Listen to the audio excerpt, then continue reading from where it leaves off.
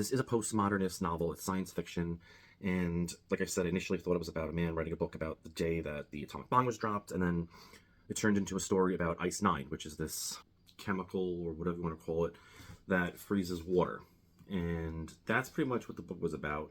It was a wacky book, though. The story seems all over the place, is what I was just saying. I think that's one thing, and then it goes into another thing. Then it's about the president of San whatever, and where everyone just winds up being. And this thing called Vonnegut, which is like a religion or way of life, which I don't know, I think it just went over my head. The characters all just seem odd. They seem inhuman.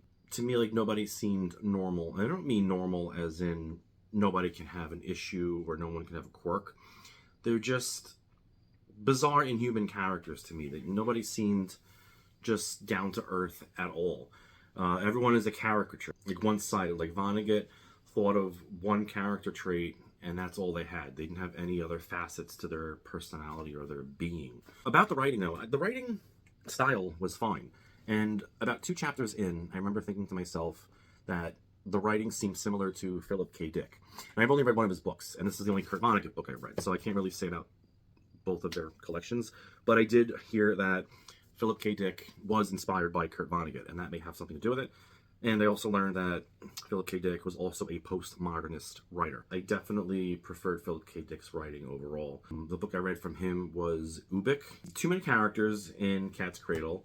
It was hard to know who was who. Some of them had a similar name. Not that similar, but enough to confuse me. And maybe I just wasn't paying attention. And I think it's just possible I didn't get everything out of the book that one should.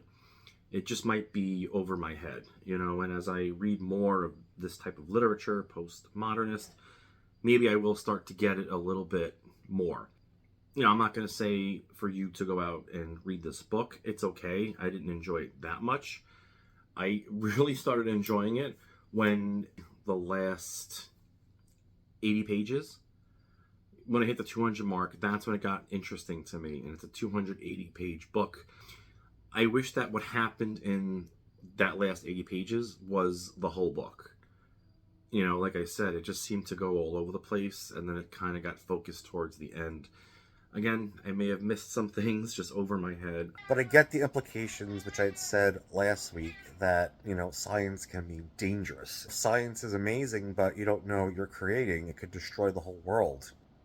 It's just a scary thought to know what has been created, what is being developed right now, and the scary reality of the Earth's destruction. So I get all that. All right, bye.